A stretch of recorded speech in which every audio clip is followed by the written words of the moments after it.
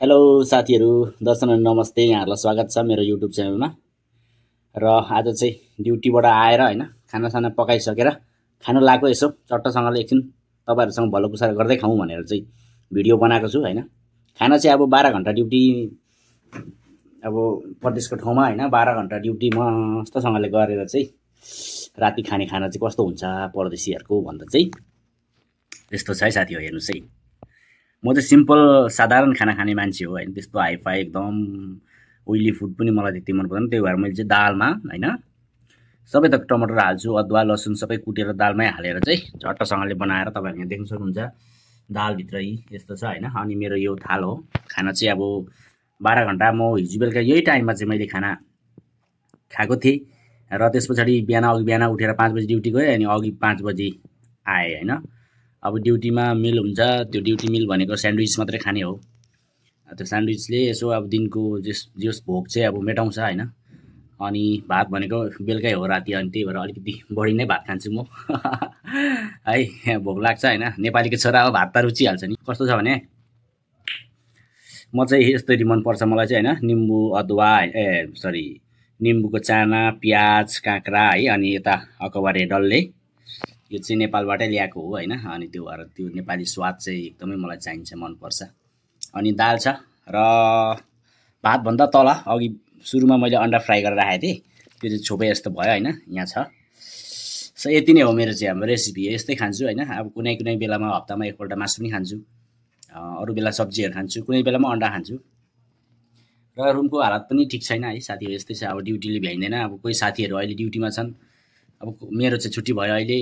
कोही छुट्टीमा छन्, मतलब अब नेपालतिर जानुभएको छ होइन। अनि अब कोही कोही चाहिँ यतै ड्युटीतिर अब छन् अहिले। अनि रुममा चाहिँ एक्लै छु अहिले भन्दाखेरि चाहिँ होइन। त्यो भएर चाहिँ तपाईँहरू आरामै हुनुहुन्छ होला सबैजना। र हाम्रो नेपालीमा भनाइ छ, सुखको माना अरे के, रातिको चाहिँ सारा काम दुःख पीडा झन्झट सबै मेटाएर राति चाहिँ चट्टसँगले यसरी खानु अरे क्या, सुखको माना भन्छ अरे होइन। अब मेरो चाहिँ सुखको माना यही हो होइन, अब खानु पर्यो सो तपाईँहरू हेरेर मजा लिनुहोस्, म खाएर मजा लिन्छु है। के गर्नु हौ, ब्लग जहिले भिडियो बनाऊ भन्छु होइन, टाइमै पाउँदैन। ड्युटीको एउटा आफ्नो छुट्टै टेन्सन हुन्छ। अब म्यानेजरहरूको गिरगिर हुन्छ नि त, अब त्यही हो होइन। अनि अब यो भएन तेरो, त्यो भएन, ड्युटीमा फोकस गर भन्छ होइन। अब यता भिडियो सिडियो बनाउनु पनि मन लाग्छ होइन। अब के गर्नु तपाईँहरूलाई होइन, यसो ताजा नयाँ भिडियो बनाएर दिउँ केही। अब कन्टेन्ट पनि बनाउनु त्यति साह्रो आउँदैन आफूलाई, त्यो भएर चाहिँ अनि यसरी नै बेला बेला चाहिँ अब जस्तो मनमा आउँछ त्यस्तै कुराहरू बोल्दै भिडियो बनाउने सोचेको छु मैले। आशा छ तपाईँहरूले माया गरिदिनु हुन्छ होला होइन। र यहाँ छाम्दै गर्दाखेरि चाहिँ मैले चाहिँ दालमा चाहिँ के हाल्छु भन्दाखेरि चाहिँ दाल चाहिँ तपाईँको 4-5 थरीको मिक्स दाल छँदैछ मसँग होइन। जस्तो अब कालो दाल, मुसुरी दाल, रहरी दाल, चना दाल, अनि अर्को तपाईँको यो पहेँली दाल हुँदैन, मुङको दाल भन्छ नि, त्यो पनि मिक्स छ मेरोमा है। सबैको मिक्स मिश्रण दाल। र माथिबाट मैले 2टा जस्तो आलु पनि काटेर मसिनो गरेर हालेँ। त्यस पछाडि यो न्युटेला क्या, मस्यौरा पनि भन्छौँ हामी कतिले होइन, हामी चाहिँ न्युटेला भन्छौँ, सोयाबिन भन्छ होइन अङ्ग्रेजीमा, हो यो पनि हालेर चाहिँ त्यसलाई पनि मसिनो स्लाइस पिस बनाएर चाहिँ दालमा हालिदिएको थियो अहिले। मिठै छ। र मसलाहरू पनि मजाले कुटेर अदुवा सदुवा लसुनहरू चाहिँ होइन कुटेर चाहिँ हालेर चाहिँ जिराहरू पड्काएर चाहिँ मस्तसँगले नेपाली स्वादको दाल बनाएको छु। त्यो भएर चाहिँ अनि भात चाहिँ जान्छ अब मजाले होइन। ड्युटी गरेर 12 घन्टा पछिको खाना हो, यस्तै छ साथी हो होइन। खानै पर्यो, के गर्नु। कथाले मागेपछि भन्थ्यो कसैले पहिला साथीहरूले होइन, कथाले मागेपछि खानै पर्यो। अब ड्युटी बिहान फेरि भोलि चाहिँ अलिकति मेरो अब एकजनाको डे अफ भएकोले गर्दाखेरि मलाई चाहिँ बिहान चाँडो जानुपर्ने हुन्छ। सधैँ मेरो युजुअली ड्युटी 5 बजी थियो भने भोलि चाहिँ म 3 बजी जानुपर्ने हुन्छ। 3 बजीदेखि 3 to 3 हो मेरो फेरि भोलि चाहिँ होइन। सो अब खाएर एनर्जी अलिकति ल्याएर मस्त राम्रो मिठो निन्द्रा पुर्याउनु पनि पर्छ अहिले नै त। सो 6:55 भइसक्यो। अब तपाईँहरू आफै हिसाब गर्नुहोस् न, अब मैले कति घन्टा सुत्नु पाउँछु होइन, कति घन्टा सुत्नु पाइन्छ होला त। अब खाना खाँदा ओर्दा यो भाँडाकुँडाहरू मस्काउँदा ओर्दा यहाँ ठ्याक्कै मिलाएर राखिदिनु। भाइको लागि पनि अब एकजना साथी ड्युटीमा छ, उसको लागि खाना चाहियो। अनि मैले त्यही हिसाबले यहाँ चट्टा बनाएर राखिदिएको छु। उसले बिहान आएर खान्छ, राति 2 बजी आउँछ, अनि बिहानसम्म ऊ घरतिर फोनसोन गर्दो रहेछ, त्यहाँदेखि बिहान खाएर सुत्दो रहेछ।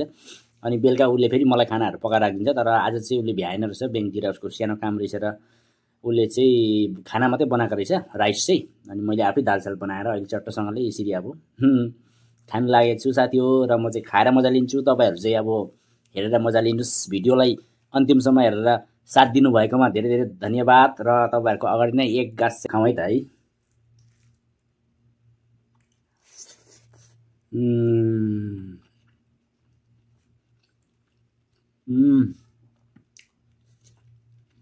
ओहो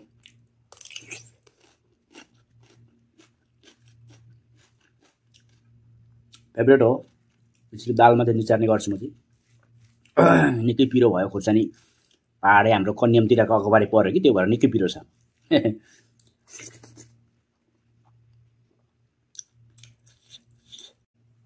नेपाली स्वाद छ मेरो खानामा, मै हो नि त बनाउने नेपाली स्वाद। मलाई चाहिँ फेरि चट्ट अमिलो पिरो चडक्का हुनु। प्याजमा खोर्सानीको झोल परिसकेछ कि प्याज टोक्दै काम पुग्यो त है साथी हो। यस्तै छ जिन्दगानी हैन। अन्डा पनि सिम्पल तरिकाले कम्ती तेलमा पोच स्टाइलले सिर्फ फ्राई मात्रै गरेको, केही नहालिकन हैन। साधारण खानुपर्छ खाना भनेको। हाम्रो स्वास्थ्यमा नेपाली भन्न आएछ। हामी मानिसको स्वास्थ्य यो हाम्रो जुन शरीरको बनावट चाहिँ नि नन भेजको लागि होइन अरे के, मांसाहारीको लागि होइन अरे। हामी चाहिँ शाकाहारी भेजिटेरियनको लागि बनिएको शरीर। त्यो भएर तपाईँहरूले विचार गर्नुहोस् हैन आफै पनि। जुन दिन तपाईँहरू धेरै मासु खानुहुन्छ अथवा जो मान्छेले प्राय मासु खाने गरेको हुन्छ ऊ मान्छेको बडी हेर्नुहोस् अलिकति फाल्टै किसिमको देखिन्छ। र जो भेजिटेबलमा रुचि राख्छन्, धेरै भेजिटेबल मन पराउँछ, उसको पनि शरीरको स्वास्थ्य राम्रो हुन्छ क्या अलिकति। र तपाईँले कुनै दिन खाएर विचार पनि गर्नुहोस् हैन। मासु खाएको दिन भोलिपल्ट बिहान तपाईँको स्वास्थ्य कस्तो हुन्छ र नन भेज खाएको दिन तपाईँको स्वास्थ्य कस्तो हुन्छ बिहान आफै विचार गर्नुहोस्। त्यो भएर भेज खानु बानी गर्नुपर्छ। मलाई चाहिँ भेजिटेरियनमा एकदम रुचि लाग्छ। पुरो थरीको सब्जी ल्याएर खान्छु हैन। यहाँ अब विदेशमा त कहाँको सब्जीहरू पाउँछ क्या, कहिले जन्मजुग नदेखेको, हामीले नेपालमा नदेखेको सब्जीहरू पाउँछ है, ल्याएर खान्छु। अहिले फ्रिजमा राखिरहेको छु पर एउटा अरबिक फर्सी अरे, त्यो फर्सीलाई चाहिँ भोलि पकाउँछु। त्यसको पनि भिडियो बनाएर हालौँला तपाईँहरूलाई है। अहिलेको लागि चाहिँ यति भन्दै हैन बिदा चाहन्छु। हस्ता जय नेपाल। सबैजना स्वस्थ रहनुहोस्, मस्त रहनुहोस्। अब म चाहिँ खाना खान्छु, त्यसपछि सुत्छु। अहिलेको लागि बाई बाई, गुड नाइट सबैलाई, लभ यु अल है।